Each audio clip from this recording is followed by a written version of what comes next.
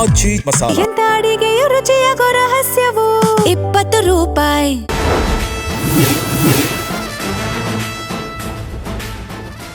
ನಮಸ್ಕಾರ. ಜಿ ಮುಖಾಮುಖಿ ಕಾರ್ಯಕ್ರಮಕ್ಕೆ ಸ್ವಾಗತ. ನಾನು ದಿವ್ಯಶ್ರೀ. ಇವತ್ತಿನ ಜಿ ಮುಖಾಮುಖಿ ಕಾರ್ಯಕ್ರಮದಲ್ಲಿ ಅಧಿವೇಶನ, ವಾಲ್ಮೀಕಿ ಅಭಿವೃದ್ಧಿ ನಿಗಮದಲ್ಲಿ ರಾಜೀನಾಮೆಯನ್ನ ಕೊಟ್ಟಂತಹ ನಾಗೇಂದ್ರ ಅವರ ವಿಚಾರ, ಬಿಡದಿ ಪಾದಯಾತ್ರೆ ಮತ್ತು ಕ್ಷೇತ್ರದ ಅಭಿವೃದ್ಧಿ ಎಲ್ಲ ಪ್ರಮುಖ ವಿಚಾರಗಳನ್ನು ಚರ್ಚೆ ಮಾಡೋದಕ್ಕೆ ಸಕಲೇಶಪುರ ಶಾಸಕರಾಗಿರುವಂತಹ ಸಿಮೆಂಟ್ ಮಂಜು ಅರ್ಥಾತ್ ಎಸ್ ಮಂಜುನಾಥ್ ಅವರು ಇವತ್ತು ನಮ್ಮ ಕಾರ್ಯಕ್ರಮದಲ್ಲಿದ್ದಾರೆ. ಮೊದಲಿಗೆ ಅವರಿಗೆ ಕಾರ್ಯಕ್ರಮಕ್ಕೆ ಸ್ವಾಗತವನ್ನು ಕೋರೋಣ. ಸರ್, ಕಾರ್ಯಕ್ರಮಕ್ಕೆ ಸ್ವಾಗತ. ಅಧಿವೇಶನ ನಡೀತಾ ಇದೆ. ಈ ಅಧಿವೇಶನದಲ್ಲಿ ಸಮಗ್ರವಾಗಿ ಕ್ಷೇತ್ರದ ವಿಚಾರವನ್ನು ಚರ್ಚೆ ಮಾಡೋದಕ್ಕೆ ಬಿಜೆಪಿ ಶಾಸಕರಾಗಿ ಸಮಗ್ರ ಅವಕಾಶ ಲಭ್ಯ ಆಗ್ತಾ ಇದೆಯಾ? ಈಗ ನಾನು ಶಾಸಕನಾಗಿ ಹತ್ತತ್ರ 3 ವರ್ಷ ಆಗ್ತಾ ಬಂದಿದೆ. ನಮ್ಮ ಅವಧಿಯೊಳಗೆ ಯು ಟಿ ಖಾದರ್ ಅವರು ವಿಧಾನಸಭಾ ಅಧ್ಯಕ್ಷ ಕೆಲಸ ಮಾಡಿದ್ದಾರೆ. ಅವರು ಇರ್ತಕ್ಕಂಥ ಸಂದರ್ಭದಲ್ಲಿ ನಮಗೆ ಉತ್ತಮವಾದ ಕಾಲಾವಕಾಶವನ್ನು ಕೊಟ್ಟು ಮೊದಲ ಬಾರಿ ಶಾಸಕರಾಗಿ ಬಂದಂಥವ್ರೆಲ್ಲರೂ ಕೂಡ ಆ ಕ್ಷೇತ್ರದ ಸಮಸ್ಯೆಗಳ ಬಗ್ಗೆ ಚರ್ಚೆ ಮಾಡಲಿಕ್ಕೆ ಒಳ್ಳೆ ಅವಕಾಶವನ್ನು ಮಾಡಿಕೊಟ್ಟಿದ್ದಾರೆ. ಇವತ್ತು ಹೊಸದಾಗಿ ಸ್ಪೀಕರ್ ಅವರು ನಮ್ಮ ನಾಡಗೌಡ ಪಾಟೀಲ್ ಅವರು ಇವತ್ತು ಹೊಸದಾಗಿ ಸ್ಪೀಕರ್ ಅವರು ಆಯ್ಕೆ ಆಗ್ತಾ ಇದ್ದಾರೆ. ಅವರು ಕೂಡ ನಮ್ಮೆಲ್ಲ ಶಾಸಕರುಗಳು ಈಗ ಮನವಿ ಮಾಡ್ತಾ ಇದ್ದಾರೆ. ಮೊದಲ ಬಾರಿ ಶಾಸಕರಾಗಿ ಬಂದಂಥವ್ರಿಗೆ ಅವರ ಕ್ಷೇತ್ರದ ಸಮಸ್ಯೆಗಳ ಬಗ್ಗೆ ಬೆಳಕು ಚೆಲ್ಲಲಿಕ್ಕೆ ಅವಕಾಶವನ್ನು ಮಾಡಿಕೊಡ್ಬೇಕು ಅಂತಕ್ಕಂಥ ಮನವಿನ ಎಲ್ಲರೂ ಕೂಡ ಮಾಡ್ತಾ ಇದ್ದಾರೆ. ಬಟ್ ಇವರು ಕೂಡ ಅನುಭವಸ್ಥರಿದ್ದಾರೆ, ಹಿರಿಯರಿದ್ದಾರೆ. ಖಂಡಿತವಾಗ್ಲೂ ಕೂಡ ಮೊದಲ ಬಾರಿ ಆಯ್ಕೆಯಾಗಿ ಬಂದಿರತಕ್ಕಂಥ ಶಾಸಕರ ಸಮಸ್ಯೆ ಏನು ಅಂತಕ್ಕಂಥದ್ದು ಅವ್ರಿಗೂ ಕೂಡ ಗೊತ್ತಿದೆ. ಸೊ ಹಾಗಾಗಿ ಅವರು ಕೂಡ ಅವಕಾಶವನ್ನು ಕೊಡ್ತಾರೆ ಅಂತಕ್ಕಂಥ ಆಶಾಭಾವನೆಯಲ್ಲಿ ನಾವಿದ್ದೀವಿ. ಖಂಡಿತವಾಗಿ. 3 ವರ್ಷದ ಈ ಅವಧಿಯಲ್ಲಿ ನೀವು ಅಂದುಕೊಂಡ ಕೆಲಸಗಳು ಕ್ಷೇತ್ರದ ದೃಷ್ಟಿಯಿಂದ ಆಗಿದೆಯಾ? ನೋಡಿ, 3 ವರ್ಷಗಳಲ್ಲಿ ನಾವು ಅನ್ಕೊಂಡಿದ್ದೆಲ್ಲವೂ ಕೂಡ ಆಗಿದೆಯಾ ಅಂದರೆ ಖಂಡಿತವಾಗ್ಲೂ ಆಗಿಲ್ಲ. ಆದರೆ ನಮ್ಮ ಆತ್ಮಸಾಕ್ಷಿಗೆ ಮೆಚ್ಚೋ ರೀತಿಯಲ್ಲಿ ನಾವು ಕೆಲಸವನ್ನು ಮಾಡಿದ್ದೀವಿ. ಯಾಕೆಂದರೆ ವಿರೋಧ ಪಕ್ಷದ ಒಬ್ಬ ಶಾಸಕನಾಗಿ, ಅದರಲ್ಲೂ ಕೂಡ ಇವತ್ತಿರ್ತಕ್ಕಂಥ ಕಾಂಗ್ರೆಸ್ ಪಕ್ಷದಲ್ಲಿ ಇನ್ನು ಹಲವಾರು ಭಾಗ್ಯಗಳ ಆರ್ಥಿಕ ಹೊರೆ ಜೊತೆಗೆ ಇವತ್ತು ಇರೋದರಲ್ಲಿ ನಮ್ಮ ಕ್ಷೇತ್ರದಲ್ಲಿ ನಾನು ಆಗಾಗ ಸರ್ಕಾರಕ್ಕೆ ಅಧಿವೇಶನದಲ್ಲಿ ಒತ್ತಾಯ ಮಾಡೋದ್ರ ಮುಖಾಂತರ, ಮಂತ್ರಿಗಳನ್ನ ಭೇಟಿ ಮಾಡೋದ್ರ ಮುಖಾಂತರ ನನ್ನ ಕ್ಷೇತ್ರದ ಜನತೆಗೆ ನ್ಯಾಯ ಕೊಡಿಸ್ತಕ್ಕಂಥ ಕೆಲಸವನ್ನು ಪ್ರಾಮಾಣಿಕವಾಗಿ ಮಾಡಿದ್ದೀವಿ. ಎಲ್ಲವೂ ಆಗಿದೆ ಅಂತ ಹೇಳಲ್ಲ, ಆದರೂ ಕೂಡ ಇವತ್ತಿನ ಸರ್ಕಾರದ ಅವಧಿ ಒಳಗಡೆ ಒಂದು ಜನಗಳು ಮೆಚ್ಚೋ ರೀತಿಯಲ್ಲಿ ನನ್ನ ಆತ್ಮಸಾಕ್ಷಿಗೆ ಪ್ರಕಾರವಾಗಿ ಕೆಲಸ ಮಾಡಿದ್ದೀನಿ ಅಂತೇಳಿ ಹೇಳ್ತೀನಿ. ಆಡಳಿತ ನಡೆಸ್ತಾ ಇರೋದು ಕಾಂಗ್ರೆಸ್ ಪಕ್ಷ. ಸಹಜವಾಗಿ ಒಂದು ಪಕ್ಷ ಯಾವುದಾದ್ರೂ ಆಡಳಿತವನ್ನು ನಡೆಸ್ತಾ ಇದ್ರೆ ವಿರೋಧ ಪಕ್ಷದವರಿಗೆ ಸಕಾಲಕ್ಕೆ ಅನುದಾನ ಲಭ್ಯ ಆಗೋದಿಲ್ಲ, ಕೆಲಸಗಳು ಹಾಗೆ ಉಳ್ಕೊಳ್ತವೆ, ತಾರತಮ್ಯ ಆಗತ್ತೆ, ಈ ಥರದ ಒಂದಷ್ಟು ಚರ್ಚೆಗಳಿದ್ದತ್ತೆ. ಆದರೆ ಸಿಮೆಂಟ್ ಮಂಜು ಅವರ ವಿಚಾರಕ್ಕೆ ಸಂಬಂಧಪಟ್ಟಂತೆ ಕಾಂಗ್ರೆಸ್ ಅಥವಾ ಡಿ ಕೆ ಶಿವಕುಮಾರ್ ಅಥವಾ ಸಿದ್ದರಾಮಯ್ಯನವರು ಈ ಹಿಂದೆ ಇದ್ರು, ಯಾವ ರೀತಿ ಸಹಕಾರ ಸಿಕ್ಕಿತ್ತು? ನೋಡಿ, ಯಾವುದೇ ಒಂದು ಸರ್ಕಾರಗಳು ಒಂದು ರಾಜಕೀಯ ಪಕ್ಷದ ಮುಖಾಂತರ ಅಧಿಕಾರಕ್ಕೆ ಬಂದಿರ್ತವೆ. ಯಾವತ್ತೂ ಒಂದು ಪಕ್ಷ ಅಧಿಕಾರಕ್ಕೆ ಬಂದ ಮೇಲೆ ಅವ್ರ ಪಕ್ಷದಿಂದ ಗೆದ್ದಿರ್ತಕ್ಕಂಥ ಶಾಸಕರಿಗೆ ಅತಿಯಾದ ಅನುದಾನ ಕೊಡ್ತಕ್ಕಂಥದ್ದು ಸಹಜ. ವಿರೋಧ ಪಕ್ಷದ ಶಾಸಕರು ಬಂದಂಥ ಸಂದರ್ಭದಲ್ಲಿ ಅದು ಅವರಿಗೆ ತಾರತಮ್ಯ, ಅನುದಾನದಲ್ಲಿರ್ಬೋದು, ಬೇರೆ ಎಲ್ಲ ರೀತಿಯಲ್ಲೂ ಕೂಡ ತಾರತಮ್ಯ ಮಾಡ್ತಕ್ಕಂಥ ಸಹಜ. ಈ ಸರ್ಕಾರದಲ್ಲೂ ಕೂಡ ಅದೇ ಆಗಿದೆ, ಇಲ್ಲ ಅಂತ ನಾನು ಹೇಳಲ್ಲ.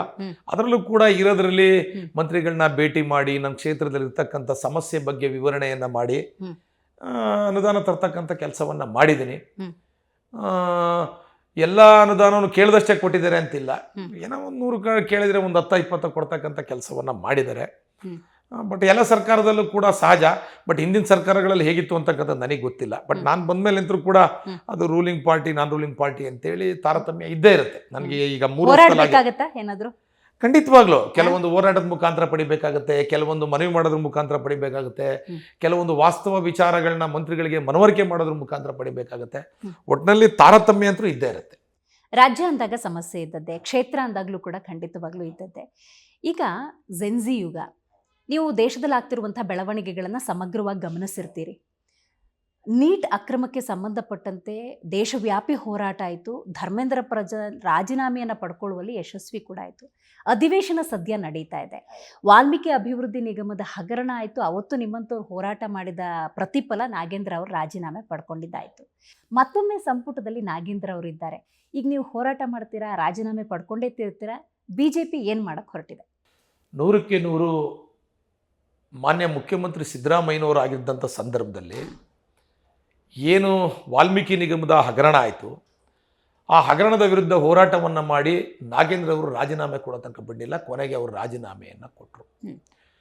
ಅದರಲ್ಲಿ ಮಾನ್ಯ ಮುಖ್ಯಮಂತ್ರಿಗಳು ಸಿದ್ದರಾಮಯ್ಯನವರು ಅವತ್ತಿಗೆ ವಾಲ್ಮೀಕಿ ನಿಗಮದಲ್ಲಿ ಹಗರಣ ಆಗಿರತಕ್ಕಂಥದ್ದು ನಿಜ. 187 ಕೋಟಿ ಎಲ್ಲ 100 ಕೋಟಿ ಹಗರಣ ಆಗಿರತಕ್ಕಂಥ ನಿಜ ಅಂತೇಳಿ ಹೌಸ್ ಒಳಗೆ ಒಪ್ಕೊಂಡಿದ್ದಾರೆ. ಇದು ಜಗಜ್ಜಾಹೀರಾಗಿರತಕ್ಕಂಥ ವಿಚಾರ, ರಾಜ್ಯದ ಜನತೆ ಮುಂದೆ ಒಪ್ಕೊಂಡಿದ್ದಾರೆ. ಆದರೆ ಎನ್ಕ್ವೈರಿ ನಡೀತಾ ಇದೆ, ಇನ್ನು ಚಾರ್ಜ್ ಶೀಟ್ ಇದಾಗಿದೆ. ಮತ್ತೆ ಇನ್ನೂ ಕೂಡ ಸ್ಪಷ್ಟವಾದ ಇದು ಹೊರಗಡೆ ಬರಲಿಕ್ಕೆ ಮುಂಚೆನೆ ಅವ್ರನ್ನ ಈಗ ಆಲ್ರೆಡಿ ಮಂತ್ರಿಯನ್ನ ಮಾಡಿರ್ತಕ್ಕಂಥದ್ದು ಇಡೀ ರಾಜ್ಯದಲ್ಲಿ ಜನ ಮಾತಾಡ್ತಾ ಇದ್ದಾರೆ. ಇಷ್ಟೊಂದು ಭ್ರಷ್ಟಾಚಾರ ಮಾಡಿದ್ರು ಕೂಡ ಮತ್ತೊಮ್ಮೆ ಅವ್ರನ್ನ ಮಂತ್ರಿಯನ್ನಾಗಿ ಮಾಡಿದ್ದಾರೆ ಅಂತಕ್ಕಂಥದ್ದು. ನಾವು ಅವರು ಸಮುದಾಯದ ವಿರೋಧಿಗಳಲ್ಲ, ಆದರೆ ಈ ಭ್ರಷ್ಟಾಚಾರದ ಸಂಪೂರ್ಣ ವಿಚಾರಣೆಯಾಗಿ ಅವರ ಅಪರಾಧಿನ ಏನು ಅಂತಕ್ಕಂಥದ್ದು ಹೊರಗಡೆ ಬರೋ ತನಕನಾದರೂ ಕೂಡ ಇವರು ಮಂತ್ರಿಗಿರಿಯಿಂದ ಹೊರಗಡೆ ಇಡ್ತಕ್ಕಂಥ ಕೆಲಸವನ್ನು ಮಾಡಬೇಕಾಗಿತ್ತು. ಸೊ ಇದನ್ನು ಮಾಡಿಲ್ಲ. ಅದರ ವಿರುದ್ಧವಾಗಿ ಭಾರತೀಯ ಜನತಾ ಪಾರ್ಟಿಯ ನಾಯಕರುಗಳಿದ್ದಾರೆ, ನಮ್ಮ ರಾಜ್ಯಾಧ್ಯಕ್ಷರಿದ್ದಾರೆ, ಅವರ ಮಾರ್ಗದರ್ಶನದಂಗೆ ಖಂಡಿತವಾಗ್ಲೂ ಕೂಡ ಭಾರತೀಯ ಜನತಾ ಪಾರ್ಟಿ ಹೋರಾಟವನ್ನು ಮಾಡುತ್ತೆ ಅಂತೇಳಿ ಈ ಸಂದರ್ಭದಲ್ಲಿ ಹೇಳ್ತೀನಿ. ನಿಮ್ಗೇನಿಸುತ್ತೆ, ಯಾವ ಮಾನದಂಡದಲ್ಲಿ ನಾಗೇಂದ್ರ ಅವರ ಮರು ಆಯ್ಕೆ ಆಗಿದೆ? ಅಲ್ಲ, ಯಾವ ಮಾನದಂಡದ ಮೇಲೆ ಆಯ್ಕೆಯಾಗಿದೆಯೋ ಗೊತ್ತಿಲ್ಲ, ಆದರೆ ಒಂದಂತರೂ ಸತ್ಯ, ಭ್ರಷ್ಟಾಚಾರ ಅವರು ಇರ್ತಕ್ಕಂಥ ಇಲಾಖೆ ಅಡಿಯೊಳಗೆ ಅವ್ರ ನಿಗಮದಲ್ಲಿ ಆಗಿರ್ತಕ್ಕಂಥದ್ದು ಸತ್ಯ. ಯಾಕೆಂದರೆ ಒಬ್ಬ ಅಧಿಕಾರಿ ಡೆತ್ ನೋಟನ್ನು ಬರೆದಿಟ್ಟು ಸೂಸೈಡ್ ಮಾಡ್ಕೊಂಡಿರೋದು ಕೂಡ ಇಡೀ ಕರ್ನಾಟಕದ ಜನತೆಗೆ ಜಗಜ್ಜಾಹೀರಾಗಿರ್ತಕ್ಕಂಥ ಈ ಸಂದರ್ಭದಲ್ಲಿ ಖಂಡಿತವಾಗ್ಲೂ ಕೂಡ ಸರ್ಕಾರ ನಡ್ಕೊಂತಿರತಕ್ಕಂಥ ರೀತಿಯನ್ನು ಒಂದು ಜವಾಬ್ದಾರಿಯುತ ವಿರೋಧ ಪಕ್ಷವಾಗಿ ಖಂಡಿತವಾಗ್ಲೂ ಖಂಡಿಸ್ತಕ್ಕಂಥ ಕೆಲಸವನ್ನು ನಾವು ಮಾಡ್ತೀವಿ. ಈ ವಿಷಯದಲ್ಲಿ ಯಾಕೆ ಹಿನ್ನಡೆ ಆಗಿದೆ ಅಂತ ಹೇಳಿದ್ರೆ, ಬಿಜೆಪಿ ಸಮಗ್ರವಾಗಿ ಯಾವುದನ್ನು ಕೂಡ ನಿರ್ಧಾರವನ್ನು ತಗೊಳ್ತಾ ಇಲ್ಲ. ಈಗ ಪಾದಯಾತ್ರೆ ಅಂತೀರಿ, ಅದ್ರ ಬಗ್ಗೆನೂ ಕ್ಲಾರಿಟಿ ಇಲ್ಲ. ಪ್ರಮಾಣ ವಚನ ಸ್ವೀಕಾರಕ್ಕೂ ಮುನ್ನವೇ ಅದನ್ನು ತಡೆಯುವಂಥ ಎಲ್ಲ ಪ್ರಯತ್ನವನ್ನು ಬಿಜೆಪಿ ಮಾಡ್ಬೋದಾಗಿತ್ತು. ಬಟ್ ಆ ಪರಿಪಕ್ವತೆ ಅನ್ನೋದು ಕಾಣ್ತಾ ಇಲ್ಲ ಬಿಜೆಪಿ. ಇಲ್ಲ, ಬಟ್ ಏನಾಗಿತ್ತು ಅಂತ ಹೇಳಿದ್ರೆ, ಮಂತ್ರಿಮಂಡಲಕ್ಕೆ ಇಂಥವ್ರನ್ನೇ ತಗತಾರೆ ಅಥವಾ ತಗೊಳ್ಳಲ್ಲ ಅಂತಕ್ಕಂಥ ಸ್ಪಷ್ಟವಾಗಿ ಯಾರಿಗೂ ಕೂಡ ಗೊತ್ತಿತ್ತಿಲ್ಲ. ತುಂಬ ಗೊಂದಲ ಇತ್ತು, ನಿಮಗೆ ಗೊತ್ತಿತ್ತು. ಈಗ ಮಹಿಳೆಯರನ್ನು ಕೂಡ ತೊಗೊಂಡ್ರು, ಕೊನೆ ಟೈಮಲ್ಲಿ ತೊಗೊಳ್ಳಿಲ್ಲ, ಕೆಲವೊಂದು ಮಂತ್ರಿಗಳನ್ನ ಲಿಸ್ಟಲ್ಲಿ ಇತ್ತು, ಮತ್ತೆ ಇಲ್ಲದೇ ರೀತಿಯಲ್ಲಿ ಆಯಿತು. ಹಂಗಾಗಿ ತಗೋತಾರೆ ಅಂತಕ್ಕಂಥದ್ದು ಸ್ಪಷ್ಟವಾಗಿ ತೊಗೊಂತಾರೆ ಅಂತಕ್ಕಂಥ ಮಾಹಿತಿ ಭಾರತೀಯ ಜನತಾ ಪಾರ್ಟಿ ಕೂಡ ಸ್ಪಷ್ಟವಾಗಿತ್ತಿಲ್ಲ. ಭಾರತೀಯ ಜನತಾ ಪಾರ್ಟಿ ಈ ವಿಚಾರವನ್ನು ಇಟ್ಕೊಂಡು ಹೋರಾಟವನ್ನು ಮಾಡಬೇಕು ಅಂತ ಹೊರಟಿದೆ. ನೋಡಿ, ಈಗ ನಿಮಗೆ ನಮ್ಮ ವಿಜೇಂದ್ರಣ್ಣವರ ನೇತೃತ್ವದಲ್ಲಿ, ಆರ್ ಅಶೋಕಣ್ಣವರ ನೇತೃತ್ವದಲ್ಲಿ ನಾವು ತಮ್ಮೆಲ್ಲರೂ ಕೂಡ ಗೊತ್ತಿರೋ ರೀತಿಯಲ್ಲಿ ಮೈಸೂರು ಚಲೋ ಅಂತಕ್ಕಂಥ ಪಾದಯಾತ್ರೆನ 14 ಮೂಡ ಸೈಟಿಗೆ ಸಂಬಂಧಪಟ್ಟಂಗೆ ಮಾಡಿದೋ. ಸೈಟನ್ನು ಮಾನ್ಯ ಮುಖ್ಯಮಂತ್ರಿಗಳು ವಾಪಸ್ ಕೊಡ್ತಕ್ಕಂಥ ಕೆಲಸವನ್ನು ಮಾಡಿದರು. ಇದು ನಾವು ಮಾಡಿರ್ತಕ್ಕಂಥ ಪ್ರತಿಭಟನೆಗೆ ಸಿಕ್ಕಂಥ ಯಶಸ್ಸು. ಹಿಂದೆ ಏನು ವಾಲ್ಮೀಕಿ ನಿಗಮದಲ್ಲಿ ಹಗರಣ ಆಯಿತು 187 ಕೋಟಿ, ಅದ್ರ ವಿರುದ್ಧ ನಾವು ಹೋರಾಟವನ್ನು ಮಾಡಿದೋ. ಸದನದ ಒಳಗೇನೂ ಹೋರಾಟ ಮಾಡಿದ್ವಿ, ಹೊರಗಡೆನೂ ಕೂಡ ಹೋರಾಟ ಮಾಡಿದ್ವಿ. ಅದರ ಉತ್ತರ ಏನು ಅಂತ ಹೇಳಿದ್ರೆ, ನಾಗೇಂದ್ರ ರಾಜೀನಾಮೆಯನ್ನು ಪಡಿಬೇಕಾಗಿ ಬಂತು. ಈ ರೀತಿ ಹಲವಾರು ಹೋರಾಟಗಳನ್ನ ನಾವು ಮಾಡ್ಕೊಂಡು ಬಂದಿದ್ದೀವಿ, ಮುಂದೆನೂ ಕೂಡ ಹೋರಾಟ ಮಾಡ್ತೀವಿ. ನಮ್ಮ ರಾಜ್ಯದ ನಾಯಕರುಗಳು, ಹಿರಿಯ ನಾಯಕರುಗಳು ಯಾವ ರೀತಿ ನಿರ್ಧಾರವನ್ನು ಮಾಡ್ತಾರೆ, ಅವ್ರ ಮಾರ್ಗದರ್ಶನವನ್ನು ಕೊಡ್ತಾರೆ, ಅದರ ಅಡಿಯಲ್ಲಿ ಖಂಡಿತವಾಗ್ಲೂ ಕೂಡ ಭಾರತೀಯ ಜನತಾ ಪಾರ್ಟಿ ಒಂದು ಜವಾಬ್ದಾರಿಯುತ ವಿರೋಧ ಪಕ್ಷವಾಗಿ ಹೋರಾಟ ಮಾಡ್ತಕ್ಕಂಥ ಕೆಲಸವನ್ನು ನಾವು ಮಾಡ್ತೀವಿ. ಘನತೆವೆತ್ತ ಮುಖ್ಯಮಂತ್ರಿಗಳು ಡಿ ಕೆ ಶಿವಕುಮಾರ್ ಅವರು ಮಾತಾಡೋ ಸಂದರ್ಭದಲ್ಲಿ ಅವರು ಜನರನ್ನ ಅಡ್ರೆಸ್ ಮಾಡಬೇಕಾದ್ರೆ ಒಬ್ಬ ಕನಸುಗಾರಂತರ ಕಾಣ್ತಾರೆ. ಇವತ್ತು ಕೂಡ ಅಧಿವೇಶನದಲ್ಲಿ ಅವರ ಸಂಪುಟವನ್ನ ಪರಿಚಯ ಮಾಡ್ಕೊಳ್ತಾ ಇದ್ರು. ಆ ಸಂದರ್ಭದಲ್ಲಿ ಗಮನಿಸ್ತಾ ಇದೆ, ಸಂತೋಷ್ ಲಾಡ್ ಅವರು ಕಾರ್ಮಿಕ ಇಲಾಖೆಯಲ್ಲಿ ಬಹಳಷ್ಟು ಬದಲಾವಣೆಗಳನ್ನು ತಂದಿದ್ದಾರೆ, ಕ್ರಾಂತಿಕಾರಿ ನಡೆ ಅಂತಿದ್ರು.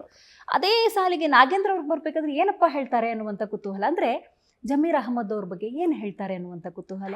ಸಹಜವಾಗಿ ಇಂಥ ಪ್ರಶ್ನೆಗಳು ಜನರಲ್ಲೂ ಹುಟ್ಟಬಾರ್ದು, ಅಂಥ ಒಂದು ಸಂಪುಟ ಇರಬೇಕು ಅನ್ನೋ ನಿರೀಕ್ಷೆ ಇರೋದೇ ತಪ್ಪ? ಖಂಡಿತವಾಗ್ಲೂ ಕೂಡ ಡಿ ಕೆ ಶಿವಕುಮಾರ್ ಸಾಹೇಬರು ಬಹುಶಃ ನನಗೆ ತಿಳಿದಿರ್ತಕ್ಕಂಥ ಮಾಹಿತಿ ಪ್ರಕಾರವಾಗಿ ಒಬ್ಬ ಅನುಭವಿ ರಾಜಕಾರಣಿ. ಹೌದು, ಹಲವಾರು ವರ್ಷಗಳ ಪರಿಶ್ರಮದಿಂದ ಅವರು ಮುಖ್ಯಮಂತ್ರಿ ಸ್ಥಾನ ತನಕ ಬಂದು ತಲುಪಿದ್ದಾರೆ. ರಾಜ್ಯದಲ್ಲಿ ಮನಸ್ಥಿತಿ ಏನಿದೆ, ರಾಜ್ಯದ ಜನತೆ ಏನನ್ನ ಬಯಸ್ತಾರೆ, ಎಲ್ಲ ಒಂದು ರೀತಿಯಲ್ಲಿ ಮಂತ್ರಿ ಮಂಡಲದಲ್ಲಿ ಅದನ್ನು ಕೊಡೋದ್ರಲ್ಲಿ ಎಲ್ಲ ಒಂದು ರೀತಿ ವಿಫುಲರಾಗಿದ್ದಾರೆ ಅಂತಕ್ಕಂಥ ನನ್ನ ಭಾವನೆ. ಯಾಕೆ ಅಂತ ಹೇಳಿದ್ರೆ, ಅದು ಮಹಿಳೆಯವ್ರನ್ನ ಸಂಪುಟದ ಒಳಗಡೆ ತಗೊಳ್ತಕ್ಕಂಥ ವಿಚಾರ ಇರ್ಬೋದು. ಅದೇ ರೀತಿಯಲ್ಲಿ ಈಗ ನಾಗೇಂದ್ರ ಅವರು ಇಷ್ಟೆಲ್ಲ ಇದ್ರೂ ಕೂಡ ಅವ್ರನ್ನ ಮಂತ್ರಿ ಮಂಡಲದ ಒಳಗಡೆ ತಗೊಳ್ತಕ್ಕಂಥ ವಿಚಾರ ಇರ್ಬೋದು. ಇವತ್ತು ಬೆಳಗ್ಗೆ ಅವರು ಮಾತಾಡ್ತಕ್ಕಂಥ ಸಂದರ್ಭದಲ್ಲಿ ನಾನು ಕೂಡ ಹೌಸ್ ಒಳಗೇನೆ ಇದ್ದೆ. ನಿಜವಾಗ್ಲೂ ಒಬ್ಬ ಕನಸುಗಾರ ರೀತಿಯಲ್ಲಿ ಮಾತಾಡಿದ್ರು.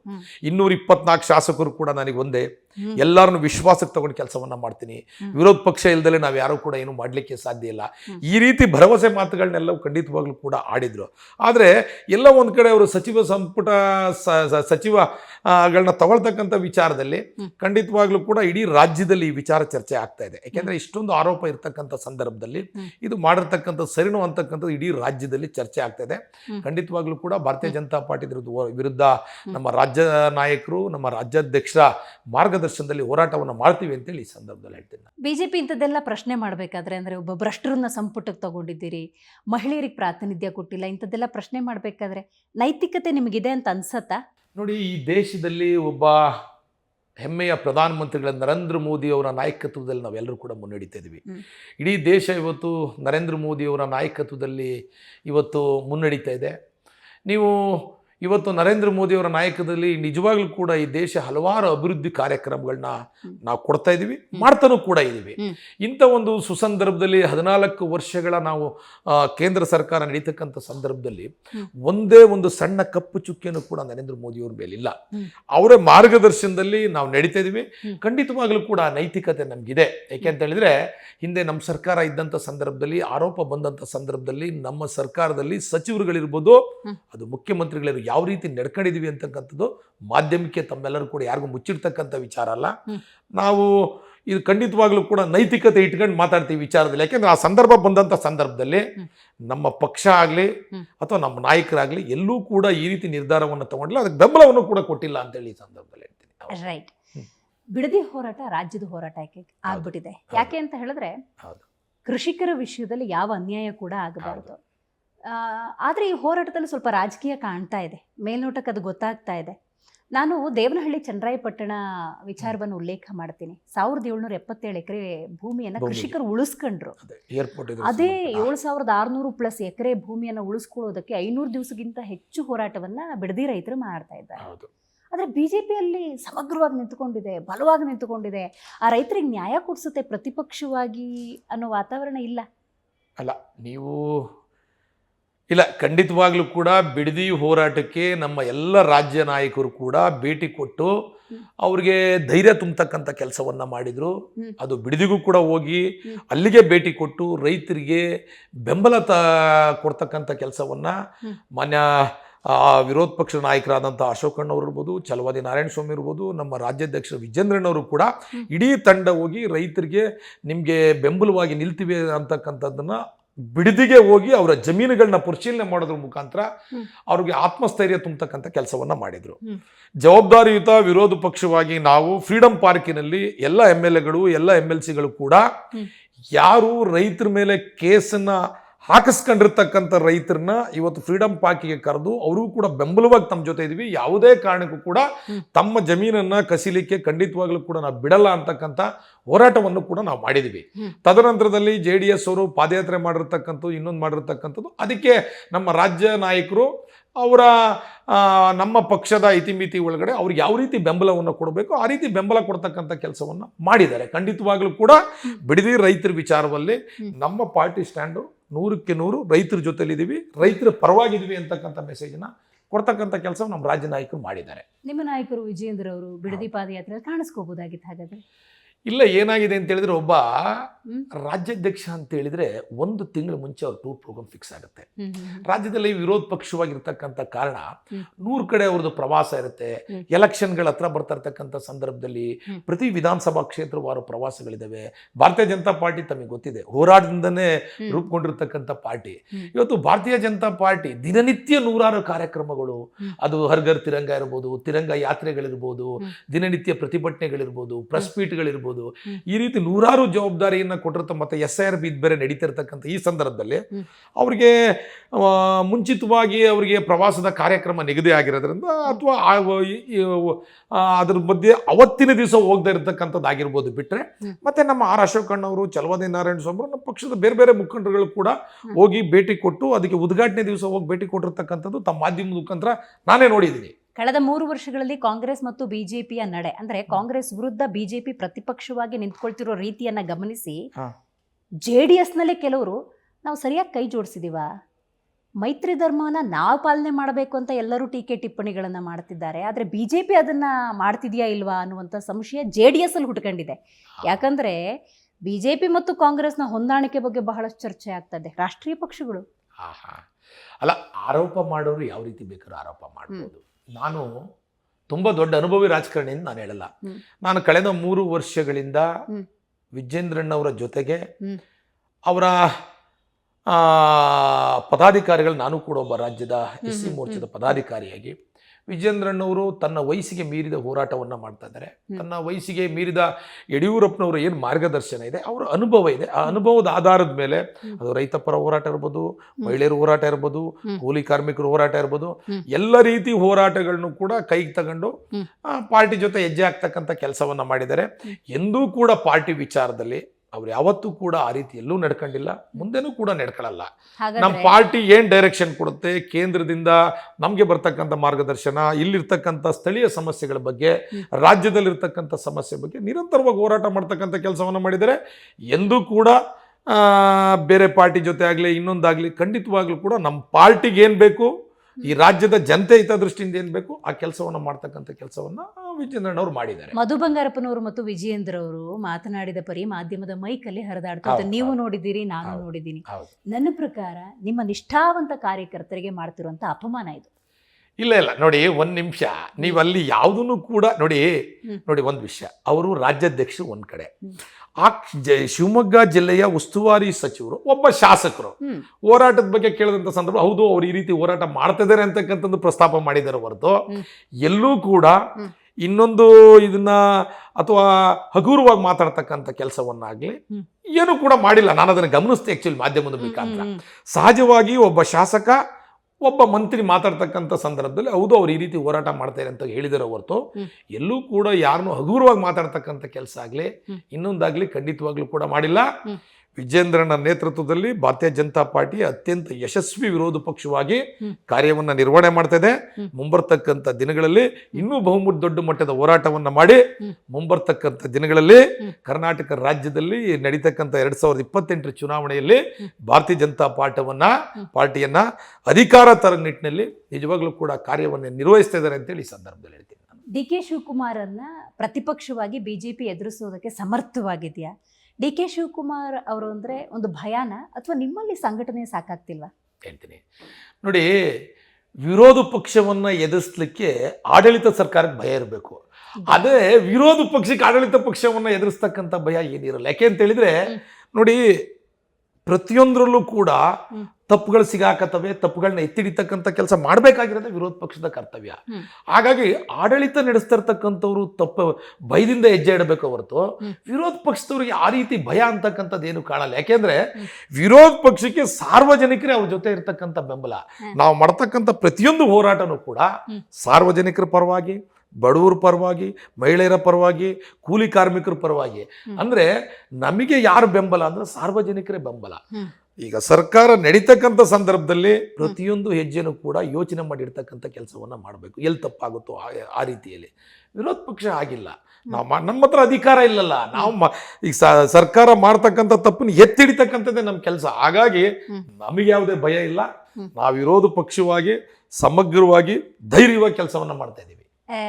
ರಾಷ್ಟ್ರೀಯ ಪಕ್ಷವಾಗಿ ಬಿಜೆಪಿ ಸಮರ್ಥವಾಗಿದೆ, ರಾಷ್ಟ್ರೀಯ ಪಕ್ಷವಾಗಿ ನಿಮಗೆ ಧೈರ್ಯ ಇದೆ, ಒಪ್ಪಿಕೊಳ್ಬಹುದು.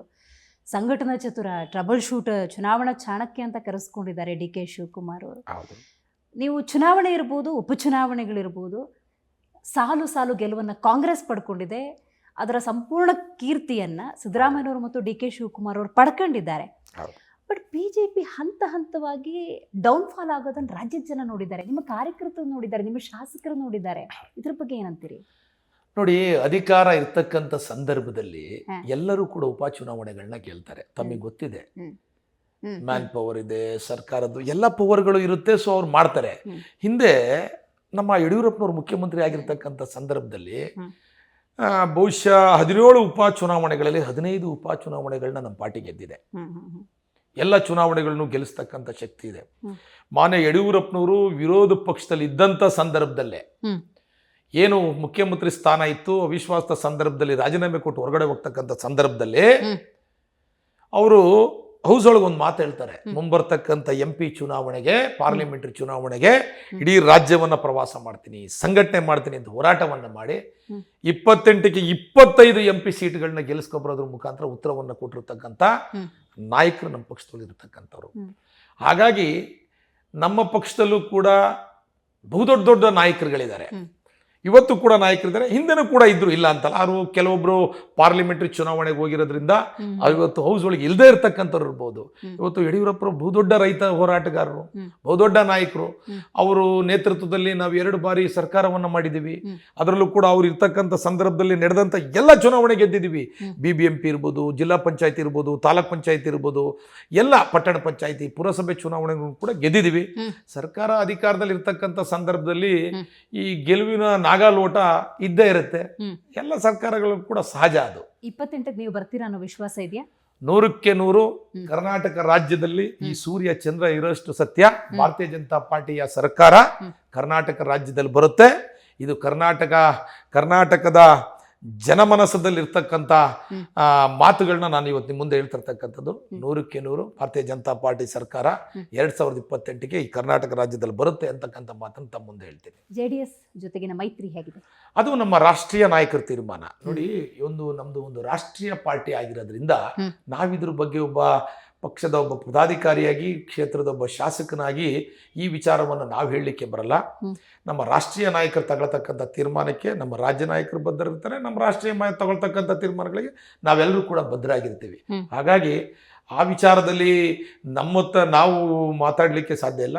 ನಮ್ಮ ರಾಷ್ಟ್ರೀಯ ನಾಯಕರು, ನಮ್ಮ ರಾಜ್ಯ ನಾಯಕರು ತಗೊಳ್ತಕ್ಕಂಥ ತೀರ್ಮಾನಗಳಿಗೆ ಭಾರತೀಯ ಜನತಾ ಪಾರ್ಟಿಯ ಪದಾಧಿಕಾರಿಯಾಗಿ, ಪಕ್ಷದ ಒಬ್ಬ ಕಾರ್ಯಕರ್ತನಾಗಿ ಬದ್ಧರಾಗಿರ್ತೀವಿ ಅಂತಕ್ಕಂಥ ಮಾತನ್ನ ತಮ್ಗೆ ಹೇಳ್ತೀವಿ. ರಾಜ್ಯದ ಸಮಸ್ಯೆನ ಉಲ್ಲೇಖ ಮಾಡೋದಾದ್ರೆ, ಜನನ ಮರಣ ಪ್ರಮಾಣ ಪತ್ರದಿಂದ ಹಿಡಿದು ದೊಡ್ಡ ದೊಡ್ಡ ಕೆಲಸಕ್ಕೂ ಕೂಡ ಬೆಲೆ ಏರಿಕೆ ಆಗಿರೋದನ್ನು ನೋಡಿದ್ರೆ ಜನ ಶಾಕಲ್ಲಿದ್ದಾರೆ.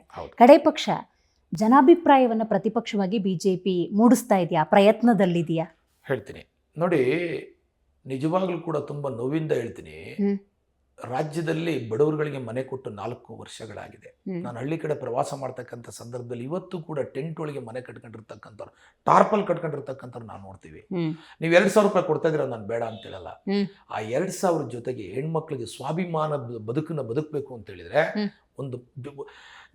ಒಬ್ಬ ಮನುಷ್ಯ ಜೀವಿತ ಅವಧಿಯ ಒಳಗಡೆ ಅವನಿಗೊಂದು ಕನಸು ಏನಂದ್ರೆ, ನನಗೊಂದು ಸೂರು ಕಟ್ಕೋಬೇಕು ಅಂತಕ್ಕಂಥ ಭಾವನೆ ಇರುತ್ತೆ. ಅದನ್ನ ಇವರು ಮಾಡ್ತಾ ಇಲ್ಲ.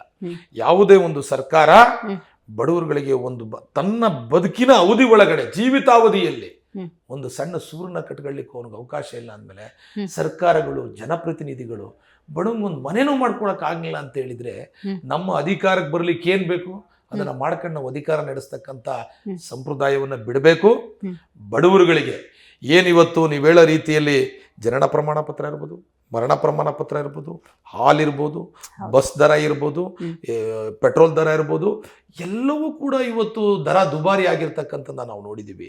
ಎಲ್ಲ ಒಂದು ಕಡೆ ನೀವು ರೇಟ್ನ ಜಾಸ್ತಿ ಮಾಡಿ ಈ ರೀತಿ ಎಲ್ಲ 2,000 ಕೊಡ್ತೀವಿ ಅಂತಕ್ಕಂಥದ್ದು ಖಂಡಿತವಾಗ್ಲೂ ಕೂಡ ನಾವು ಒಪ್ಪಲಿಕ್ಕೆ ಸಾಧ್ಯ ಇಲ್ಲ. ಇರ್ತಕ್ಕಂಥ ಏನು ತೆರಿಗೆ ಒಳಗಡೆ ಜನಗಳಿಗೆ ಬೇರೆ ಬೇರೆ ರೀತಿ ಸವಲತ್ತುಗಳನ್ನ ಕೊಟ್ಟಿದ್ರೆ ಖಂಡಿತವಾಗ್ಲೂ ಕೂಡ ಈ ಸರ್ಕಾರಕ್ಕೆ ನಾವು ಪ್ರಶಂಸೆಯನ್ನು ಪಡ್ತಾ ಇದ್ದೋ. ಇವತ್ತು ಹಣ ರೇಟನ್ನ ದುಬಾರಿಯನ್ನಾಗಿ ಮಾಡಿ ನಾವು ಇವತ್ತು 2,000 ಕೊಡ್ತೀವಿ, ಬೇರೆ ಬೇರೆ ಸ್ಕೀಮ್ಗಳನ್ನ ಕೊಡ್ತೀವಿ ಅಂತ ಹೇಳಿದ್ರೆ, ಎಲ್ಲ ಒಂದ್ ಕಡೆ ನೀವು ಇಲ್ಲಿ ಕೊಟ್ಟು ಜನಗಳ ಮೇಲೆ ಹೊರೆ ಆಗ್ತಕ್ಕಂಥ ಕೆಲಸವನ್ನ, ಆಮೇಲೆ ಪರಿಷ್ಕರಣೆ ಕೂಡ ಆಯ್ತು. ಪರಿಷ್ಕರಣೆಯಲ್ಲಿ ಎಷ್ಟೋ ಜನ ಸೌಲಭ್ಯಗಳನ್ನು ಕಳ್ಕೊಂಡ್ರು. ನೋಡಿ, ನಾನು ಒಂದು ಹೇಳ್ತೀನಿ, ನಿಮಗೆ ಗೊತ್ತಿದೆ, ನಾವು ಮಲೆನಾಡು ಭಾಗದಿಂದ ಬಂದಂತವ್ರು. ಇವತ್ತು ಕಾಡು ಪ್ರಾಣಿಗಳ ಸಂಘರ್ಷದಿಂದ ಗದ್ದೆ ಬೆಳೆದು ಬಿಟ್ಬಿಟ್ಟಿದ್ದಾರೆ ಎಷ್ಟೋ ಜನ. 30-40 ವರ್ಷಗಳಿಂದ ಕಾಫಿ ತೋಟಗಳಲ್ಲಿ ಬೆಳೆದು ಗಿಡನ ಮಕ್ಕಳು ಸಾಕ್ತಂಗೆ ಸಾಕಿರ್ತಾರೆ. ಇವತ್ತು ಕಾಡು ಪ್ರಾಣಿಗಳು ಸಂಘರ್ಷದಿಂದ ಸಂಪೂರ್ಣ ಬೆಳೆ ನಾಶ ಆಗ್ತಾ ಇದೆ. ಇವ್ರು ಕೊಡ್ತಕ್ಕಂಥ ಪರಿಹಾರ ಏನಕ್ಕೂ ಉಪಯೋಗ ಇಲ್ಲ. ಅದ್ರ ಜೊತೆಗೆ ಯಾರ್ಯಾರಿಗೆ BPL ಕಾರ್ಡ್ ಇತ್ತು ಅವೆಲ್ಲರಿಗೂ ಕೂಡ ರದ್ದು ಮಾಡಿ APL ಕಾರ್ಡ್ ಮಾಡಿದ್ದಾರೆ. APL ಕಾರ್ಡ್ ಆದವ್ರಿಗೆ ಈ ಕಡೆ ಭತ್ತನೂ ಬೆಳೆಯೋಕ್ಕಾಗ್ತಾ ಇಲ್ಲ, ಅಕ್ಕಿನೂ ಕೊಡ್ತಾ ಇಲ್ಲ APL ಕಾರ್ಡ್ಗೆ. ಇದು ದುರಂತ ಅಲ್ವಾ?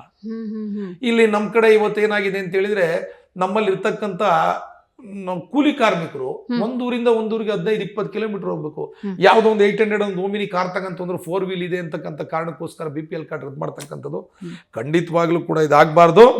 ಬಡವರನ್ನ ಗಮನದಲ್ಲಿ ಇಟ್ಕೊಂಡು ಏನು ಪರಿಷ್ಕರಣೆಯನ್ನ ಮಾಡ್ಲಿಕ್ಕೆ ಹೊರಟಿದ್ದಾರೆ, ಖಂಡಿತವಾಗ್ಲೂ ಕೂಡ ಅದು ಮಹಿಳೆಯರಿಗೂ ಕೂಡ ತುಂಬಾ ಕಷ್ಟದ್ದು.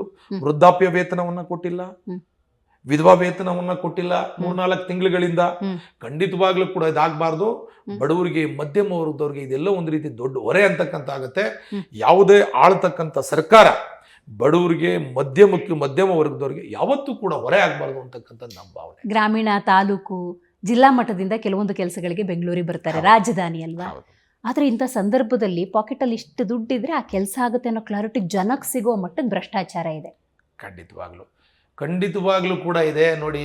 ಯಾವುದೇ ಸರ್ಕಾರಗಳು, ಯಾವುದೇ ಜನಪ್ರತಿನಿಧಿಗಳು ನಾವು ಯಾವುದೇ ಕಾನೂನನ್ನು ಮಾಡ್ತಕ್ಕಂಥ ಸಂದರ್ಭದಲ್ಲಿ ಬಡ ಮತ್ತು ಮಧ್ಯಮ ವರ್ಗದವ್ರನ್ನ ಗಮನದಲ್ಲಿ ಇಟ್ಕೊಂಡು ಮಾಡಬೇಕು.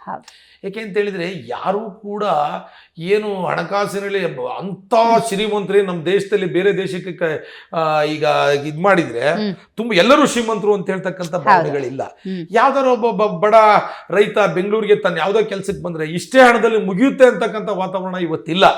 ಹಾಗಾಗಿ ಯಾವುದೇ ಸರ್ಕಾರಗಳು, ಜನಪ್ರತಿನಿಧಿಗಳು ಇವತ್ತಿರ್ತಕ್ಕಂಥ ಭ್ರಷ್ಟಾಚಾರ ಮತ್ತೆ ಇವತ್ತು ಇರ್ತಕ್ಕಂಥ ಏನು ಇವತ್ತು ದುಬಾರಿ ಆಗಿರ್ತಕ್ಕಂಥದ್ದನ್ನ ಕಡಿಮೆ ಮಾಡೋ ನಿಟ್ಟಿನಲ್ಲಿ ಪ್ರಯತ್ನಗಳನ್ನ ಮಾಡಬೇಕು. ಆಗ ಮಾತ್ರ ಸರ್ಕಾರಗಳಿಗೆ, ಜನಪ್ರತಿನಿಧಿಗಳಿಗೆ ಗೌರವ ಬರುತ್ತೆ ಅಂತೇಳಿ ಈ ಸಂದರ್ಭದಲ್ಲಿ ಹೇಳ್ತೀನಿ. ಖಂಡಿತ. ಡಿ ಕೆ ಶಿವಕುಮಾರ್ ಅವರು ಮುಖ್ಯಮಂತ್ರಿ ಆದ ಮೇಲೆ ಹಲವಾರು ಚರ್ಚೆಗಳು ಪ್ಲಸ್ ಅಂಡ್ ಮೈನಸ್ ಡಿಸ್ಕಸ್ ಆಗ್ತಿರೋದ್ರಿಂದಾಗಿ ಕ್ಯಾಬಿನೆಟ್ ಬಗ್ಗೆನೇ ಪೇಮೆಂಟ್ ಕ್ಯಾಬಿನೆಟ್ ಅಂತ ಚರ್ಚೆ ಆಯಿತು. ಕೆಲವೊಂದು ನಿರ್ಧಾರಗಳ ಬಗ್ಗೆ ನೀವು ಸೇರಿದ ಹಾಗೆ ಹಲವರು ಟೀಕೆ ಮಾಡಿರೋದು, ಡಿ ಕೆ ಶಿವಕುಮಾರ್ ಅವರು ಉದ್ಯಮಿ ಥರ ಯೋಚನೆ ಮಾಡ್ತಾರೆ, ಸರ್ವಜನಾಂಗದ ಶಾಂತಿ ಈ ತೋಟ ಅಂತ ಹೇಳಿದ್ರು ಕೂಡ ಆ ನಿಟ್ಟಿನಲ್ಲಿ ಯೋಚನೆ ಮಾಡೋದಿಲ್ಲ ಅಂತ. ಸಹಜವಾಗಿಂತ ಚರ್ಚೆಗಳು ಬಂದಾಗ ಕಂಪ್ಯಾರಿಸನ್ ಬರುತ್ತೆ. Usually I don't compare, but ಸಿದ್ದರಾಮಯ್ಯನವರಿದ್ದಾಗ ಹೆಂಗಿತ್ತು, ಡಿ ಕೆ ಶಿವಕುಮಾರ್ ಅವರಿದ್ದಾಗ ಹೆಂಗಿತ್ತು ಅನ್ನುವಂತಹ ಒಂದಷ್ಟು ಚರ್ಚೆ ಆಗ್ತಿದೆ. ಇದ್ರ ಬಗ್ಗೆ ಏನು ಹೇಳ್ತೀರಿ?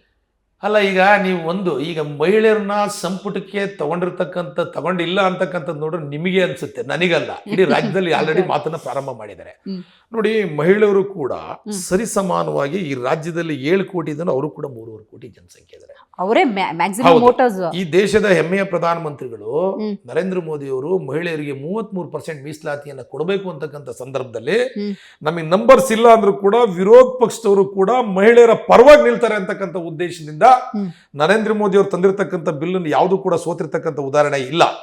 ಆದ್ರೆ ಆ ಬಿಲ್ಲನ್ನ ಯಾವ ಧೈರ್ಯದ ಮೇಲೆ ತಂದ್ರು ಅಂತ ಹೇಳಿದ್ರೆ, ಮಹಿಳೆಯ ವಿಚಾರದಲ್ಲಿ ವಿರೋಧ ಪಕ್ಷಗಳು ಕೂಡ ಸಾಕಾರ ಮಾಡ್ತವೆ ಅಂತಕ್ಕಂಥ ಭಾವನೆಯನ್ನು ಇಟ್ಕೊಂಡು ಬಿಲ್ಲನ್ನು ತಂದ್ರು.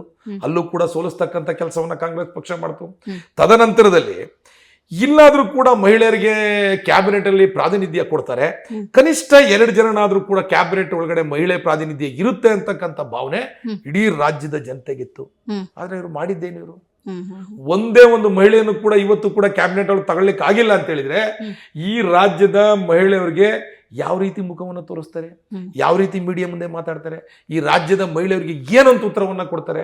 ಚುನಾವಣಾ ಸಂದರ್ಭದಲ್ಲಿ ನಾವು ಭಾಗ್ಯಲಕ್ಷ್ಮಿ 2,000 ಕೊಟ್ಟಿದೀವಿ ಅಂತಕ್ಕಂಥ ಏಕೈಕ ಕಾರಣಕ್ಕೋಸ್ಕರ ಮಹಿಳೆಯರು ಕಾಂಗ್ರೆಸ್ ಪಕ್ಷಕ್ಕೆ ಓಟ್ ಹಾಕ್ಬೇಕಾ? ಖಂಡಿತವಾಗ್ಲೂ ಕೂಡ ಮಹಿಳೆಯರು ಇವೆಲ್ಲವನ್ನು ಕೂಡ ಗಮನಿಸ್ತಾ ಇದ್ದಾರೆ. ಮುಂಬರ್ತಕ್ಕಂಥ ದಿನಗಳಲ್ಲಿ ಭಾರತೀಯ ಜನತಾ ಪಾರ್ಟಿಗೆ ಹೆಚ್ಚಿನ ಮಹಿಳೆಯರು ಕೂಡ ಸಾಕಾರನ ಮಾಡ್ತಾರೆ ಅಂತೇಳಿ ಈ ಸಂದರ್ಭದಲ್ಲಿ ಹೇಳ್ತೀನಿ ನಾನು. ಓಕೆ, ಸಿದ್ದರಾಮಯ್ಯನವರು ಮುಖ್ಯಮಂತ್ರಿ ಆಗಿದ್ದ ಸಂದರ್ಭದಲ್ಲಿ ತಂದಿರುವಂತಹ ಯೋಚನೆಗಳೆಲ್ಲವೂ ಸಹಜವಾಗಿ ಜನರ ಮನಸ್ಸಲ್ಲಿರುತ್ತೆ. ಅಂತ ಸಂದರ್ಭದಲ್ಲಿ ಸಹಜವಾಗಿ ಕಂಪ್ಯಾರಿಸನ್ ಅನ್ನೋದು ಬಂದೇ ಬರುತ್ತೆ. ಬಿಜೆಪಿಯವರು ಸಿದ್ದರಾಮಯ್ಯನವರ ಆಡಳಿತವನ್ನ ನೋಡಿದ್ದೀರಿ, ಡಿ ಕೆ ಶಿವಕುಮಾರ್ ಅವರ ಆಡಳಿತವನ್ನ ನೋಡಿರುವುದರಿಂದಾಗಿ ಬಿಜೆಪಿಯವರು ಸಿದ್ದರಾಮಯ್ಯನವ್ರನ್ನ ಏನಾದ್ರು ಮಿಸ್ ಮಾಡ್ಕೊಳ್ತಿದಾರ ಮುಖ್ಯಮಂತ್ರಿ ಸ್ಥಾನದಲ್ಲಿ? ಸ್ವತಃ ಕಾಂಗ್ರೆಸ್ ಅಲ್ಲೇ ಮಿಸ್ ಮಾಡ್ಕೊಳ್ತಿದ್ದಾರೆ. ಯಡಿಯೂರಪ್ಪನವ್ರು ಮಿಸ್ ಮಾಡ್ಕೊತಿದ್ದೀವಿ. ಸಿದ್ದರಾಮಯ್ಯನವ್ರನ್ನು ಕೂಡ ನಾವು ನೋಡಿದೀವಿ, ಇಲ್ಲ ಅಂತಲ್ಲ. ಸಿದ್ದರಾಮಯ್ಯನವರು ಈ ಬಾರಿಗಿಂತ ಹಿಂದೆ 5 ವರ್ಷ ಅವರು ಮುಖ್ಯಮಂತ್ರಿ ಆಗಿದ್ದಾಗ ನಾನು ಶಾಸಕನಾಗಲ್ಲ, ನಾನೊಬ್ಬ ಭಾರತೀಯ ಜನತಾ ಪಾರ್ಟಿ ಕಾರ್ಯಕರ್ತನಾಗಿ ಅವರೊಬ್ಬ ಒಂದು ಉತ್ತಮವಾದ ಸರ್ಕಾರವನ್ನ ಕೊಟ್ಟಿದ್ದಾರೆ ಅಂತಕ್ಕಂಥದ್ದನ್ನ ಒಬ್ಬ ಸಾಮಾನ್ಯ ಈ ರಾಜ್ಯದ ಒಬ್ಬ ನಾಗರಿಕನಾಗಿ ನಾನು ಹೇಳ್ತೀನಿ. ಅದ್ರ ಬಗ್ಗೆ 2 ವಿಚಾರ ಇಲ್ಲ. ಆದ್ರೆ ಡಿ ಕೆ ಶಿವಕುಮಾರ್ ಅವರು ಈಗಿನ್ನು ಮುಖ್ಯಮಂತ್ರಿ ಆಗಿರೋದ್ರಿಂದ ನೀವು ಹೇಳ್ತಿರ್ತಕ್ಕಂಥ ಅವ್ರ ಮಾತುಗಳು ನಿಜವಾಗ್ಲೂ ಒಂದು ಕನಸುಗಾರನ ರೀತಿಯಲ್ಲಿ ಮಾತುಗಳಾಡ್ತಾ ಇರ್ತಕ್ಕಂಥದ್ದು ನಿಜ. ನಾನು ಎಲ್ಲರನ್ನು ಒಂದೇ ರೀತಿಯಲ್ಲಿ ನೋಡ್ತೀನಿ. ಸರ್ಕಾರಗಳು ಭ್ರಷ್ಟಾಚಾರದಿಂದ ದೂರವಾಗಿರ್ಬೇಕು. ಯಾವುದೇ ಅಧಿಕಾರಿ ಭ್ರಷ್ಟಾಚಾರವನ್ನ ಮಾಡಿದ್ರೆ ನಾನು ಸಹಿಸಲ್ಲ.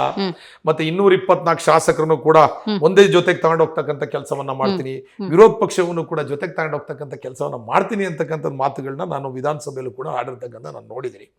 ಆದ್ರೆ ಮುಂಬರ್ತಕ್ಕಂಥ ದಿನಗಳಲ್ಲಿ ಈ ಅಧಿವೇಶನ ನಡೀತಕ್ಕಂಥ ಸಂದರ್ಭ ಕಳೆದ ಮೇಲೂ ಕೂಡ ಮುಂಬರ್ತಕ್ಕಂಥ ದಿನಗಳಲ್ಲಿ ವಿರೋಧ ಪಕ್ಷ ಶಾಸಕರನ್ನ ಯಾವ ರೀತಿ ವಿಶ್ವಾಸಕ್ಕೆ ತಗೋತಾರೆ, ಆ ಕ್ಷೇತ್ರದಲ್ಲೂ ಕೂಡ ಕರ್ನಾಟಕ ರಾಜ್ಯದ ಜನತೆನೇ ಇರ್ತಕ್ಕಂಥದ್ದು, ಅಲ್ಲೂ ಕೂಡ ಕಾಂಗ್ರೆಸ್ಗೆ ಮತ ಕೊಡಿರ್ತಕ್ಕಂಥ ಮತದಾರರು ಇರ್ತಾರೆ, ಗೆದ್ದಿರ್ತಕ್ಕಂಥ ಬಿಜೆಪಿ ಕೊಡಿರ್ತಕ್ಕಂಥ ಮತದಾರರು ಇರ್ತಾರೆ. ಇಡೀ ರಾಜ್ಯಕ್ಕೆ ನಾನು ಮುಖ್ಯಮಂತ್ರಿ ಅಂತಕ್ಕಂಥ ಸಂದೇಶವನ್ನ ಅನುದಾನದಿಂದ ಹಿಡಿದು ಆಡಳಿತದಿಂದ ಹಿಡಿದು ಎಲ್ಲ ವಿಚಾರದಲ್ಲೂ ತೋರಿಸ್ತಾರ ಅಂತಕ್ಕಂಥದ್ದನ್ನ ಕಾದು ನೋಡ್ಬೇಕು ಅಂತಕ್ಕಂಥ. ಕಳೆಸಲ ಅಧಿವೇಶನದಲ್ಲಿ ಮಹೇಶ್ ತೆಂಗಿನಕಾಯಿ ಅವರು ಗೃಹಲಕ್ಷ್ಮಿದು 5,000 ಕೋಟಿ ಏನಾಯ್ತು ಅಂತ ನೇರವಾಗಿ ಪ್ರಶ್ನೆ ಹೌದು. ಮಾಡಿದ್ರು. ಹೌದು, ಈ ಸಲ ಅಧಿವೇಶನದಲ್ಲಿ ಅಂಕಿಅಂಶ ಇಟ್ಕೊಂಡು ಅದೇ ರೀತಿ ಪ್ರಶ್ನೆ ಮಾಡ್ತೀರಾ ನೀವೆಲ್ಲ? ಖಂಡಿತವಾಗ್ಲೂ ಕೂಡ ಈ ಬಾರಿ ಕೂಡ ಅಧಿವೇಶನದಲ್ಲಿ ಅಂಕಿ ಅಂಶವನ್ನು ಇಟ್ಟು ಸರ್ಕಾರಕ್ಕೆ ಪ್ರಶ್ನೆ ಮಾಡ್ತಕ್ಕಂಥ ಕೆಲಸವನ್ನ ನಾವು ಮಾಡ್ತೀವಿ. ಸರ್ಕಾರದಿಂದ ಸರಿಯಾದ ಉತ್ತರ ಬರಲಿಲ್ಲ ಅಂತ ಹೇಳಿದ್ರೆ ನಿಜವಾಗ್ಲೂ ಕೂಡ ವಿರೋಧ ಪಕ್ಷವಾಗಿ ಹೋರಾಟ ಮಾಡ್ತಕ್ಕಂಥ ಕೆಲಸವನ್ನು ಕೂಡ ಮಾಡ್ತೀವಿ ಅಂತೇಳಿ ಈ ಸಂದರ್ಭದಲ್ಲಿ ಹೇಳ್ತೀನಿ. ನಿಮ್ಮ ಕ್ಷೇತ್ರದ ವಿಚಾರಕ್ಕೆ ಬರುವುದಾದ್ರೆ ಸದ್ಯದ ಸಮಸ್ಯೆಗಳೇನು, ಯಾವ ರೀತಿ ಪರಿಹಾರವನ್ನು ಕಂಡ್ಕೋಬೇಕು ಅಂದ್ಕೊಂಡಿದ್ದೀರಿ? ನಮಗೆ ಬಹುದೊಡ್ಡ ಸಮಸ್ಯೆ ಅಂತ ಹೇಳಿದ್ರೆ ಅಂದ್ರೆ ಸಕಲೇಶ್ಪುರ ಕಂಪೇರ್ ಮಾಡ್ದಂಗೆ ಮಾತಾಡ್ತಾ ಇದ್ದೀನಿ. ಬಹುದೊಡ್ಡ ಸಮಸ್ಯೆ ಅಂತ ಹೇಳಿದ್ರೆ ನಮಗೆ ಪ್ರಾಣಿ ಸಂಘರ್ಷ, ಆನೆ ಮತ್ತು ಪ್ರಾಣಿ ಸಂಘರ್ಷಗಳು ಬಹುದೊಡ್ಡ ನಮಗೆ ಸಮಸ್ಯೆ ಆಗಿದೆ. ಹಲವಾರು ವರ್ಷಗಳಿಂದ ಯಾವುದೇ ಸರ್ಕಾರಗಳು ಕೂಡ ಒಂದು ಸರಿಯಾದ ಹೆಜ್ಜೆಯನ್ನು ಇಟ್ಟಿಲ್ಲ ಅಂತಕ್ಕಂಥದ್ದು ನಮ್ಮ ಭಾವನೆ. ಯಾಕೆ ಅಂತ ಹೇಳಿದ್ರೆ ಒಬ್ಬ ಬೆಳೆಗಾರ ಬೆಳೆದಂಥ ಬೆಳೆಯನ್ನ ಕ್ಷಣಾರ್ಧದಲ್ಲಿ ಹಾಳು ಮಾಡ್ತಕ್ಕಂಥದ್ದನ್ನು ನಾವು ನೋಡ್ತಾ ಇದ್ದೀವಿ. ಇವತ್ತು ಆನೆ ಒಂದೇ ಅಂತಲ್ಲ, ಕಾಟಿ ಇರ್ಬೋದು, ಬೇರೆ ಬೇರೆ ರೀತಿ ಪ್ರಾಣಿಗಳು, ದಿನನಿತ್ಯ ಮಾನವ ಮತ್ತು ಪ್ರಾಣಿಯ ಸಂಘರ್ಷ, ಬೆಳೆ ಹಾನಿ, ಮತ್ತು ಒಂದ್ಸತಿ ಹೆಚ್ಚು ಮಳೆ ಆಗ್ತಕ್ಕಂಥದ್ದು, ಇನ್ನೊಂದ್ಸತಿ ಮಳೆ ಇಲ್ದಿರ್ತಕ್ಕಂಥದ್ದು, ಇವೆಲ್ಲ ಸಮಸ್ಯೆಗಳಿಂದ ಸಕಲೇಶ್ಪುರದಲ್ಲಿ ಮತ್ತು ಪ್ರವಾಸೋದ್ಯಮಕ್ಕೆ ಯಾವುದೇ ಸರ್ಕಾರಗಳು ಕೂಡ ಸರಿಯಾದ ಆದ್ಯತೆಯನ್ನು ಕೊಡದಿರ್ತಕ್ಕಂಥದ್ದು, ಇವೆಲ್ಲವೂ ಕೂಡ ಸಕಲೇಶ್ಪುರದಲ್ಲಿ ಇರ್ತಕ್ಕಂಥ ಸಮಸ್ಯೆ. ಅದ್ರ ಜೊತೆಗೆ ಈ ಆಲೂರು ಕಟ್ಟಾಯ ಭಾಗಕ್ಕೆ ಬಂದಂಥ ಸಂದರ್ಭದಲ್ಲಿ ನಮಗೆ ಎಲ್ಲ ನಮ್ಮಲ್ಲಿ ಇರ್ತಕ್ಕಂಥ ನೀರಾವರಿ ಸಂಪತ್ತುಗಳನ್ನ ಬೇರೆ ತಾಲೂಕಿಗೆ ಕೊಡ್ತೀವಿ. ಈಗ ಹೇಮಾವತಿ ಹರಿದು ನಮ್ಮಿಂದ ಬಂದು ಗೋರೂರು ಡ್ಯಾಮ್ ಕಟ್ಟಿ ಮುಂಬರ್ತಕ್ಕಂಥ ತುಮಕೂರು ಇರ್ಬೋದು, ಮಂಡ್ಯ ಇರ್ಬೋದು, ಬೆಂಗಳೂರು ಗ್ರಾಮಾಂತರಕ್ಕೆ ತಗೊಂಡಾಗ ಉತ್ತಮವಾದ 2-3 ಬೆಳೆ ಬೆಳೀತಾರೆ. ಪಾಪ ನಮ್ಮಲ್ಲಿರ್ತಕ್ಕಂಥ ರೈತರು ಬರೀ ಮಳೆ ಆಧಾರಿತ ಬೆಳೆಯನ್ನು ನಂಬ್ಕೊಂಡು ಬೆಳೆಯನ್ನ ಬೆಳೀತಾ ಇದೀವಿ. ಇರ್ತಕ್ಕಂಥ ವಾಟೆಬೆಳೆ ಜಲಾಶಯ ಕೂಡ ಸರಿಯಾದ ಮೇಂಟೆನೆನ್ಸ್ ಇಲ್ದಲೆ ಸರಿಯಾಗಿ 18,000 ಎಕರೆಗೆ ಹರಿಬೇಕಾದಂಥ ನೀರು ಆಲೂರಲ್ಲಿ ಕೇವಲ 5,000 ಎಕರೆಗೆ ಹರಿತಾ ಇದೆ. ಆ ಸಂಪೂರ್ಣ ಜಲಾಶಯದ ನೀರು ಸಂಪೂರ್ಣವಾಗಿ 18,000 ಎಕರೆಗಳಿದ್ರೆ ಎಲ್ಲ ರೈತರು ಕೂಡ 2-3 ಬೆಳೆ ಬೆಳಿಬಹುದು. ನಮ್ಮ ರೈತರು ಕೂಡ ಆರ್ಥಿಕವಾಗಿ ಸಿರಿವಂತರಾಗಬಹುದು. ಈ ಕಟ್ಟಾಯಿಗೆ ಬಂದಂತ ಸಂದರ್ಭದಲ್ಲಿ ಕಟ್ಟಾಯದಲ್ಲಿ ಡ್ಯಾಮ್ ಇದೆ ಗೊರೂರಲ್ಲಿ, ನಮ್ಮಲ್ಲಿ ನಿತ್ತಂತ ನೀರು ಮುಂಬರ್ತಕ್ಕಂಥ ಜಿಲ್ಲೆಗಳಿಗೆ ಹರಿದು ಹೋಗುತ್ತೆ. ಅಲ್ಲಿರ್ತಕ್ಕಂಥ ರೈತರಿಗೆ ಸರಿಯಾದ ನೀರಾವರಿ ವ್ಯವಸ್ಥೆಗಳಿಲ್ಲ. ಹಾಗಾಗಿ ಬೇರೆ ಬೇರೆ ರೀತಿ ಸಮಸ್ಯೆಗಳಿಂದ ನಮ್ಮ ಕ್ಷೇತ್ರ ಸಮಸ್ಯೆಗಳು ಅನುಭವಿಸ್ತಾ ಇದೆ. ನಾನು ಸರ್ಕಾರಕ್ಕೆ ಹಿಂದೆ ನಮ್ಮ ಜಲಸಂಪನ್ಮೂಲ ಸಚಿವರಾದಂಥ DK ಶಿವಕುಮಾರ್ ಸಾಹೇಬ್ರ ಹತ್ರನೂ ಕೂಡ ನಾನು ಮನವಿನ ಮಾಡಿದ್ದೆ. ಈ ಭಾಗದ ಜಲಾಶಯಗಳ ಅಭಿವೃದ್ಧಿಗೆ ತಾವು ಹಣವನ್ನು ಕೊಡಬೇಕು ಅಂತಕ್ಕಂಥದ್ದು, ಕೊಡ್ತೀವಿ ಅಂತಕ್ಕಂಥ ಮಾತನ್ನ ಕೊಟ್ಟಿದ್ದಾರೆ. ಇನ್ನೂ ಕೂಡ ಏನು ಕೂಡ ಪ್ರೋಸೆಸ್ ಆಗಿಲ್ಲ. ಇವತ್ತು ಮಾನ್ಯ ಈಶ್ವರ್ ಖಂಡ್ರೆ ಅರಣ್ಯ ಸಚಿವರಾಗಿರ್ತಕ್ಕಂಥ ಸಂದರ್ಭದಲ್ಲಿ ಶಾಶ್ವತವಾದ ಪರಿಹಾರವನ್ನ ತಾವು ಮಾಡಬೇಕು. ಏಕೆ ಅಂತ ಹೇಳಿದ್ರೆ ದಿನನಿತ್ಯ ಪ್ರಾಣಿ ಮತ್ತು ಮಾನವ ಸಂಘರ್ಷದಿಂದ ಈ ಭಾಗದ ಜನತೆ ಹಲವಾರು ಜನಗಳ ಜೀವವನ್ನು ಕಳ್ಕೊಂಡಿರ್ತಕ್ಕಂಥದ್ದನ್ನ ನಾವು ನೋಡಿದ್ದೀವಿ. ಈ ಸಮಸ್ಯೆಗೆ ತಾವು ಅಂತ್ಯ ಆಡಬೇಕು. ಇಲ್ಲಿರ್ತಕ್ಕಂಥ ಸಂಪೂರ್ಣ ಆನೆಯನ್ನ ಸ್ಥಳಾಂತರ ಮಾಡಬೇಕು. ನಮ್ಮ ಜನ ನೆಮ್ಮದಿಯಾಗಿ ಜೀವನವನ್ನು ನಡೆಸಲಿಕ್ಕೆ ಅವಕಾಶವನ್ನು ಮಾಡಿಕೊಡ್ಬೇಕು ಅಂತಕ್ಕಂಥ ಭಾವನೆಯನ್ನ ನಾನು ಹಿಂದೆ ಅರಣ್ಯ ಸಚಿವರಾಗಿರ್ತಕ್ಕಂಥ ಅವ್ರಿಗೂ ಕೂಡ ಮನವಿನ ಮಾಡಿದ್ದೀನಿ. ಬಟ್ ಇನ್ನೂ ಕೂಡ ಯಾವುದೇ ರೀತಿಯ ಬಹುದೊಡ್ಡ ಪರಿಹಾರ ಏನಾಗಿಲ್ಲ. ಯಾರೋ ತೀರೋದಂಥ ಸಂದರ್ಭದಲ್ಲಿ 20 ಲಕ್ಷ ರೂಪಾಯಿ ಚೆಕ್ಕನ್ನು ಕೊಟ್ಟು ಬರ್ತಕ್ಕಂಥ ಕೆಲಸಗಳು ನಿರಂತರವಾಗಿ ನಡೀತಿದೆ. ಅಂದರೆ ಇದೆಲ್ಲಕ್ಕೂ ಈ ಒಂದು ಸಮಸ್ಯೆಗೆ ಅಂತ್ಯ ಆಡ್ತಕ್ಕಂಥ ಕೆಲಸವನ್ನ ಸರ್ಕಾರಗಳು ಮಾಡಬೇಕು ಅಂತಕ್ಕಂಥದ್ದು ನಮ್ಮ ಭಾವನೆ. ನಿಮ್ಮ ಕ್ಷೇತ್ರದಲ್ಲಿ ಸರ್ಕಾರಿ ಶಾಲೆ, ಸರ್ಕಾರಿ ಆಸ್ಪತ್ರೆಗಳ ಪರಿಸ್ಥಿತಿ ಹೆಂಗಿದೆ? ಜನ ಕೇಳೋದು ಅದನ್ನೇ. ನಿಜವಾಗ್ಲೂ ಕೂಡ ಸರ್ಕಾರಿ ಶಾಲೆ ಮತ್ತು ಸರ್ಕಾರ ಆಸ್ಪತ್ರೆಯ ಪರಿಸ್ಥಿತಿ ತುಂಬಾ ಚೆನ್ನಾಗಿದೆ ಅಂತಕ್ಕಂಥದ್ದು ನಾನು ಹೇಳಲ್ಲ.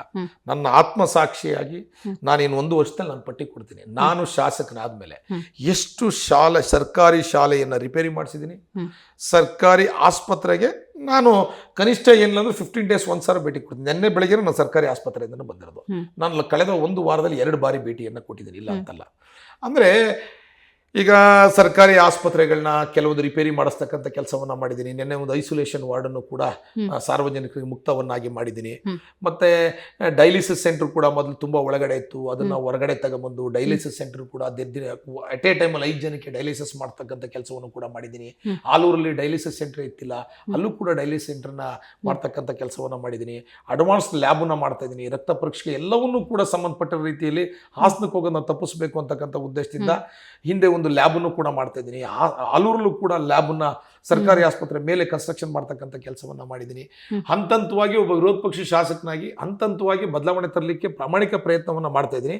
ನನ್ನ ಅವಧಿ ಒಳಗಡೆ ಮ್ಯಾಕ್ಸಿಮಮ್ ಸರ್ಕಾರಿ ಶಾಲೆಯ ಮೇಲ್ಛಾವಣಿ ಇರ್ಬೋದು, ಸರ್ಕಾರಿ ಶಾಲೆಗೆ ಬೇಕಾಗಿರತಕ್ಕಂಥ ಶೌಚಾಲಯ ಇರ್ಬೋದು, ಕುಡಿಯೋ ನೀರು ಇರ್ಬೋದು, ಕೊಡ್ತಕ್ಕಂಥ ಕೆಲಸವನ್ನು ನಾನು ಮಾಡ್ತೀನಿ ಅಂತೇಳಿ ಈ ಸಂದರ್ಭದಲ್ಲಿ ಹೇಳ್ತೀನಿ. ಇತ್ತೀಚೆಗೆ ವಂದೇ ಭಾರತ್ ಅನ್ನು ಕೂಡ ಸ್ವಾಗತಿಸಿದ್ರಿ, ಇದ್ರ ಬಗ್ಗೆ ಹೇಳಿ 1-2 ಮಾತು. ನನ್ನ ಕನಸು, ನಾನು ನಿಜವಾಗ್ಲೂ ಹೇಳ್ತೀನಿ, ವಿ ಸೋಮಣ್ಣ ಅವರು ಸಚಿವರಾದ್ಮೇಲೆ ಹಲವಾರು ಬಾರಿ ಅವ್ರನ್ನ ಭೇಟಿ ಮಾಡಿದ್ದೀನಿ. ನಮಗೂ ಆಸೆ ಅಲ್ಲ, ನಮ್ಮ ಪಕ್ಷ, ನಮ್ಮ ನರೇಂದ್ರ ಮೋದಿ ಅವರು ಇದರಲ್ಲಿ ಅವ್ರು ಸಚಿವರಾಗಿದ್ದಾರೆ ಅಂತಕ್ಕಂಥದ್ದು.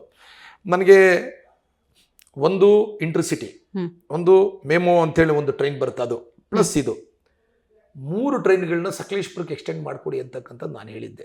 ಯಾಕೆ ಅಂತ ಹೇಳಿದ್ರೆ ಹಾಸನಕ್ಕೆ ಬರೋಂಥ ಟ್ರೈನ್ ಸಕಲೇಶ್ಪುರಕ್ಕೆ ಬರೋದು ಭಾರಿ ಈಸಿ, ಏನು ಬಹುದೊಡ್ಡ ಇದೇನಲ್ಲ, ಅಲ್ಲಿಂದ 35 ಕಿಲೋಮೀಟರ್ ಅಷ್ಟೇ. ಎಕ್ಸ್ಟೆಂಡ್ ಮಾಡಿಕೊಡಿ ಈ ಭಾಗದ ಜನತೆಗೆ. ಬೆಂಗಳೂರಿಗೆ ಹೋಗಿ ಬರಬೇಕು ಅಂತ ಹೇಳಿದ್ರೆ ಮತ್ತೆ ಈಗ ಸ್ವಲ್ಪ ರೋಡಿಂದು ಇದು ಪರಿಸ್ಥಿತಿ ಚೆನ್ನಾಗಿದೆ ಬಿಡಿ, ಹಿಂದೆಲ್ಲ ಅಷ್ಟು ಚೆನ್ನಾಗಿತ್ತಿಲ್ಲ, ಇವಾಗ ದುಡ್ಡು ಕೊಡಕ್ಕಾಗಲ್ಲ. ಹೌದೌದು, ಪುರುಷ ಪ್ರಯಾಣ. ಹೌದೌದು. ಅದಕ್ಕೋಸ್ಕರ ನಾನು ಮಾನ್ಯ ಸಚಿವರಿಗೆ ಒತ್ತಾಯ ಮಾಡಿದ್ದೆ, ಒಂದೇ ಭಾರತ್ ಟ್ರೈನ್ ಇರ್ಬೋದು, ಇಂಟರ್ಸಿಟಿ ಇರ್ಬೋದು, ಈ ಟ್ರೈನ್ಗಳನ್ನ ಸಕಲೇಶ್ಪುರ ತನಕ ಎಕ್ಸ್ಟೆಂಡ್ ಮಾಡಿಕೊಟ್ರೆ ಬೆಳಗ್ಗೆ ಒಂದು 6 ಗಂಟೆಗೆ 7 ಗಂಟೆಗೂ ಸಕಲೇಶ್ಪುರದ ಈ ಭಾಗದ ಜನತೆ ಹೈಕೋರ್ಟಿಗೂ, ವಿಧಾನಸೌಧಕ್ಕೂ, ಆಸ್ಪತ್ರೆಗಳಿಗೂ ತನ್ನ ಕಾರ್ಯಗಳನ್ನ ಬೆಳಗ್ಗೆ ಹೋಗಿ ಸಂಜೆ ಬರಲಿಕ್ಕೆ ಭಾರಿ ಅನುಕೂಲ ಆಗುತ್ತೆ, ಮಾಡಿಕೊಡಿ ಅಂತಕ್ಕಂಥದ್ದು ಕೇಳಿದ್ದೆ. ನನಗೆ ವಿ ಸೋಮಣ್ಣನ ಆಫೀಸಿಂದ ಉರುವಣ ಮುಖಾಂತರ ಮೊನ್ನೆ ಬಂದಾಗ ಟ್ರೈಲಿಗೆ ಬರ್ತಾರಪ್ಪ ಅಂದಾಗ ನಂಗೆ ತುಂಬ ಸಂತೋಷ ಆಯಿತು. ಬೆಳಗ್ಗೆ 6 ಗಂಟೆಗೆ ನಾನು ಸಾಕಷ್ಟು ಜನಗಳಿಗೆ ಹೇಳ್ಕೊಂಡು ಬೆಳಗ್ಗೆ ನಾವೆಲ್ಲರೂ ಕೂಡ ಹೋಗಿ ಪೂಜೆ ಮಾಡಿ ಇಡ್ಗಾಯಿ ಹೊಡೆಯೋದ್ರ ಮುಖಾಂತರ ನಂಗೆ ನಿಜವಾಗ್ಲೂ ಹೇಳ, ಆ ಟ್ರೈನ್ ಬಂದಂಥ ಸಂದರ್ಭದಲ್ಲಿ ನನಗಾಗಿದ್ದ ಭಾವನೆ ಏನು ಅಂತ ಹೇಳಿದ್ರೆ ಎಲ್ಲೋ ನಾವು ವಿದೇಶದಲ್ಲಿ ಇದ್ದೀವೇನೋ ಅಂತಕ್ಕಂಥ ನಂಗೆ ಭಾವನೆ. ಯಾಕೆಂದರೆ ನಿಜವಾಗ್ಲೂ ಕೂಡ ಆ ಟ್ರೈನ್ ನೋಡ್ಲಿಕ್ಕೆ ಅಷ್ಟು ಚೆನ್ನಾಗಿದೆ, ಆ ಸೀಟಿಂಗ್ ಕಂಫರ್ಟ್ ಇರ್ಬೋದು, ಅವೆಲ್ಲವನ್ನು ನೋಡಿದಾಗ ತುಂಬ ಸಂತೋಷ ಆಗುತ್ತೆ. ಯಾಕೆಂದರೆ ಒಂದೇ ಬರೋ ಟ್ರೈನಲ್ಲಿ ನಾನು ಬೇರೆ ಬೇರೆ ಭಾಗದಲ್ಲಿ ಓಡಾಡಿದ್ದೀನಿ ಆ್ಯಕ್ಚುಲಿ. ಹೌದು, ಹಾಗಾಗಿ ತುಂಬ ಸಂತೋಷ ಆಗಿದೆ. ಸಕಲೇಶ್ಪುರ ಕರಾವಳಿ ಭಾಗದ ಜನತೆಗೆ ಇವತ್ತು ಬೆಂಗಳೂರು ಮಂಗಳೂರು ಒಂದೇ ಬರೋ ಟ್ರೈನ್ ಬಂದಿರತಕ್ಕಂಥದ್ದು ನಮಗೆ ತುಂಬ ಅಂದ್ರೆ ತುಂಬ ಸಂತೋಷ ಆಗಿದೆ. ನಮ್ಮೆಲ್ಲ ಮತ್ತೆ ಏನಾಗುತ್ತೆ ಅಂದರೆ ನೀವು ಬಸ್ಸಿಗೆ ಕಂಪೇರ್ ಮಾಡಿದರೆ ಈ ಒಂದೇ ಭಾರತ್ ಇವರೆಲ್ಲ ಓಡಾಡ್ತಕ್ಕಂಥದ್ದು ಆರ್ಥಿಕವಾದ ಕೂಡ ಹೊರೆ ಕಡಿಮೆ ಆಗುತ್ತೆ, ಮತ್ತು ಒಂದು ಒಳ್ಳೆ ಸ್ಟ್ರೈನ್ ಆಗದೆ ರೀತಿ ಜರ್ನಿಯನ್ನ ಮಾಡ್ಬೋದು, ಒಂಥರ ಫ್ಲೈಟಲ್ಲಿ ಹೋದಂಥ ಫೀಲ್ ಆಗುತ್ತೆ. ಹಾಗಾಗಿ ನಮ್ಮ ಭಾಗದ ಜನತೆಗೆ ಬಹುವರ್ಷಗಳ ಕನಸು, ಬಹುದಿನಗಳ ಕನಸು ನನಸಾಗಿದೆ. ಆ ಕ್ಷೇತ್ರದ ಒಬ್ಬ ಶಾಸಕ ನಂಗೆ ತುಂಬ ಹೆಮ್ಮೆ ಆಗುತ್ತೆ. ಮತ್ತು ನರೇಂದ್ರ ಮೋದಿ ಅವರ ಏನು ಅಭಿವೃದ್ಧಿ ಕನಸಿದೆ, ಸಕಲೇಶ್ಪುರ ರೈಲ್ವೆ ನಿಲ್ದಾಣವೂ ಕೂಡ ತುಂಬಾ ಮಾಡರ್ನೈಸ್ ಆಗ್ತಾ ಇದೆ. ನೀವು ಬರ್ಬೇಕು ದಯವಿಟ್ಟು. ಸಕಲೇಶ್ಪುರ ರೈಲ್ವೆ ನಿಲ್ದಾಣ ಕೂಡ ಮಾಡರ್ನೈಸ್ ಆಗ್ತಾ ಇದೆ. ಒಂದೇ ಬರೋ ಟ್ರೈನ್ ಬಂದಿರತಕ್ಕಂಥದ್ದು, ಮುಂದಿನ ದಿನಗಳಲ್ಲಿ ಇಂಟರ್ಸಿಟಿ ಟ್ರೈನ್ ಕೂಡ ಎಕ್ಸ್ಟೆಂಡ್ ಮಾಡಿಕೊಡಿ ಅಂತಕ್ಕಂಥದ್ದನ್ನ ಮನವಿನ ಮಾಡಿದ್ದೆ. ಈ ಮುಖಾಂತರ ಈ ದೇಶದ ಪ್ರಧಾನಮಂತ್ರಿಗಳು ನರೇಂದ್ರ ಮೋದಿ ಅವರಿಗೆ, ಕೇಂದ್ರ ರೈಲ್ವೆ ಸಚಿವರಾದಂಥ ಅಶ್ವಿನಿ ವೈಷ್ಣವ್ ಅವರಿಗೆ, ವಿ ಸೋಮಣ್ಣ ಅವ್ರಿಗೆ ಕೂಡ ಧನ್ಯವಾದನ ಈ ಸಂದರ್ಭದಲ್ಲಿ ನಾನು ಹೇಳಲಿಕ್ಕೆ ಇಷ್ಟ. ಇನ್ನೊಂದು ಪ್ರಮುಖ ವಿಚಾರ ಉಲ್ಲೇಖ ಮಾಡಲೇಬೇಕು, ಈ ಕಸ್ತೂರಿ ರಂಗನ್ ವರದಿ ಬಗ್ಗೆ ಏನ್ ಹೇಳಕ್ ಬಯಸ್ತೀರಿ ಅಂತ. ಅಲ್ಲ, ಈಗ ಕಸ್ತೂರಿ ರಂಗನ್ ವರದಿ ಈಗ ನನಗಿರ್ತಕ್ಕಂಥ ಮಾಹಿತಿ ಪ್ರಕಾರ 7ನೇ ಬಾರಿ ಏನೋ ಇದನ್ನ ಮತ್ತೆ ಜಾರಿ ಮಾಡಬೇಕು ಅಂತಕ್ಕಂಥದ್ದು ಏನೋ ಇದು ಮಾಡಿದ್ದಾರೆ ಅಂತಕ್ಕಂಥ ಮಾಧ್ಯಮದಲ್ಲೆಲ್ಲ ನಾನು ನೋಡಿದೆ. ಕಸ್ತೂರಿ ರಂಗನ್ ವರದಿ ಜಾರಿ ಮಾಡತಕ್ಕಂಥ ಸಂದರ್ಭದಲ್ಲಿ ಸ್ಥಳೀಯ ಬೆಳೆಗಾರರು, ಸ್ಥಳೀಯ ರೈತರು ಮತ್ತೆ ಸ್ಥಳೀಯ ಮೂಲ ನಿವಾಸಿಗಳು ಯಾರಿದ್ದಾರೆ ಅವ್ರ ಜೊತೆ 1-to-1 ಮಾತುಕತೆ ಆಗಬೇಕು. ಯಾಕೆಂದ್ರೆ ಅಲ್ಲಿರ್ತಕ್ಕಂಥ ಸಮಸ್ಯೆಗಳೇನು, ಈ ಕಸ್ತೂರಿ ರಂಗನ್ ವರದಿ ಜಾರಿ ಆದಂಥ ಸಂದರ್ಭದಲ್ಲಿ ಯಾವ್ಯಾವ ಹಳ್ಳಿಗಳಿಗೆ ಸಮಸ್ಯೆ ಆಗುತ್ತೆ ಅಂತಕ್ಕಂಥದ್ದಿದೆ.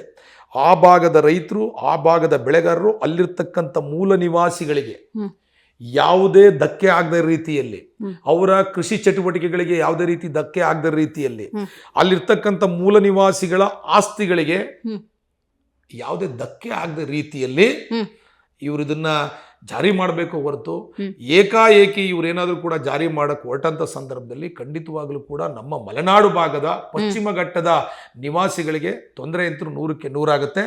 ಖಂಡಿತವಾಗ್ಲೂ ಕೂಡ ಹೇರಿಕೆ ಮಾಡ್ತಕ್ಕಂಥ ಕೆಲಸವನ್ನ ಯಾರು ಕೂಡ ಮಾಡಬಾರ್ದು. ಜನಾಭಿಪ್ರಾಯ ಹೆಂಗಿದೆ? ಇಲ್ಲ, ಜನಾಭಿಪ್ರಾಯ ಖಂಡಿತವಾಗ್ಲೂ ಕೂಡ ಕಸ್ತೂರಿ ರಂಗನ್ ವರದಿಯನ್ನ ಜಾರಿ ಮಾಡಲಿಕ್ಕೆ ಸಂಪೂರ್ಣ ವಿರೋಧ ಇದೆ. ನಮ್ಮ ಭಾಗದ ಜನತೆ ಆಲೂರು ಮತ್ತೆ ಸಕಲೇಶ್ಪುರಕ್ಕೆ ಬರುತ್ತೆ. ಆಲೂರಲ್ಲಿ ಬಹುಶಃ 1-2 ಹಳ್ಳಿಗಳು ಬರ್ಬೋದು, ಸಕಲೇಶ್ಪುರದಲ್ಲಿ ತುಂಬಾ ಹಳ್ಳಿಗಳು ಬರ್ತವೆ. ಕಸ್ತೂರಿ ರಂಗನ್ ವರದಿಯನ್ನ ಜಾರಿ ಮಾಡಲಿಕ್ಕೆ ನಮ್ಮ ಭಾಗದ ರೈತರು, ಬೆಳೆಗಾರರು, ಅಲ್ಲಿಯ ಮೂಲ ನಿವಾಸಿಗಳು ಸಂಪೂರ್ಣ ವಿರುದ್ಧ ಇದ್ದಾರೆ. ಹಾಗಾಗಿ ಪರಿಸರವನ್ನು ಉಳಿಸ್ಬೇಕಾದಂಥ ಜವಾಬ್ದಾರಿ ಇದೆ. ನಾವಿಲ್ಲ ಅಂತ ನಾವು ಹೇಳ್ತಾ ಇಲ್ಲ. ನಿಜವಾಗ್ಲೂ ಕೂಡ ಈ ದೇಶದಲ್ಲಿ, ಈ ರಾಜ್ಯದಲ್ಲಿ ಪರಿಸರವನ್ನು ಉಳಿಸಿರ್ತಕ್ಕಂಥದ್ದು ನಮ್ಮ ಮಲೆನಾಡು ಭಾಗದ ಜನ.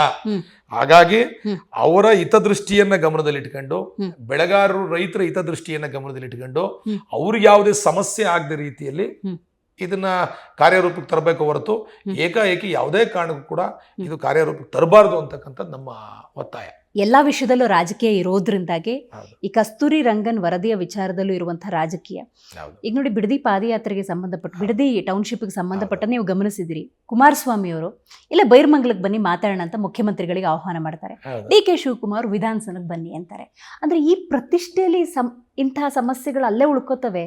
ಸಮಗ್ರವಾಗಿ ಶಾಶ್ವತ ಪರಿಹಾರ ಕೊಡೋ ನಿಟ್ಟಿನಲ್ಲಿ ದೊಡ್ಡ ದೊಡ್ಡ ನಾಯಕರು ಗಮನ ಹರಿಸ್ತಿಲ್ಲ ಅಂತ ಅನ್ಸಲ್ವ ನಿಮ್ಗೆ? ಅಲ್ಲ, ಖಂಡಿತವಾಗ್ಲೂ ಕೂಡ ನೋಡಿ, ನಾವೆಲ್ಲರೂ ಕೂಡ ಸಾರ್ವಜನಿಕರಿಂದ ಆಯ್ಕೆಯಾಗಿರ್ತಕ್ಕಂಥವ್ರು.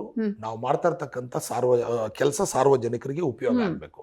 ಇಲ್ಲಿ ಯಾರು ಕೂಡ ಪ್ರತಿಷ್ಠೆ ಅನ್ನೋದನ್ನ ಇಟ್ಕೊಂಬಾರ್ದು. ಸಾರ್ವಜನಿಕರಿಗೆ ಒಳ್ಳೇದಾಗತ್ತೆ ಅಂದ್ರೆ ಇವರು ಕೂಡ ವಿಧಾನಸೌಧಕ್ಕೆ ಬರಬೇಕು, ಅವರು ಕೂಡ ಸಾರ್ವಜನಿಕರ ಬಳಿಗೆ ಹೋಗ್ಬೇಕು. ಸೂಪರ್ ಸೂಪರ್ ಖಂಡಿತವಾಗ್ಲೂ ಕೂಡ. ಯಾಕೆ ಅಂತ ಹೇಳಿದ್ರೆ ನಾವೆಲ್ಲರೂ ಕೂಡ ಜನಪ್ರತಿನಿಧಿಗಳು ಅಂದ್ರೆ ಸಾರ್ವಜನಿಕರಿಗೋಗಿ ಸಾರ್ವಜನಿಕರಿಗಾಗಿ ಸಾರ್ವಜನಿಕರಿಗೋಸ್ಕರ ಕೆಲಸ ನಿರ್ವಹಣೆ ಮಾಡ್ತಕ್ಕಂಥ ಸಂದರ್ಭದಲ್ಲಿ ಯಾರು ಕೂಡ ಪ್ರತಿಷ್ಠೆ ಮಾಡಬಾರ್ದು ಅಂತಕ್ಕಂಥದ್ದು ನನ್ನ ವೈಯಕ್ತಿಕ ಅಭಿಪ್ರಾಯ. ನೋಡಿದ್ರಲ್ಲ ವೀಕ್ಷಕರೇ, ಇವತ್ತಿನ ಜಿ ಮುಖಾಮುಖಿ ಕಾರ್ಯಕ್ರಮದಲ್ಲಿ ಸಕಲೇಶಪುರ ಶಾಸಕರಾಗಿರುವಂತಹ ಸಿಮೆಂಟ್ ಮಂಜು ಅರ್ಥಾತ್ ಎಸ್ ಮಂಜುನಾಥ್ ಅವರು ಭಾಗಿಯಾಗಿದ್ದರು.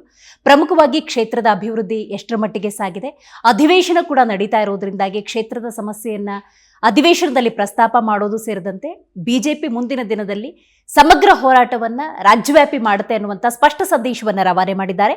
ನೋಡ್ತಾ ಇರಿ ಜಿ ಕನ್ನಡ ನ್ಯೂಸ್, ಸತ್ಯವೇ ಸುದ್ದಿಯ ಜೀವಾಳ.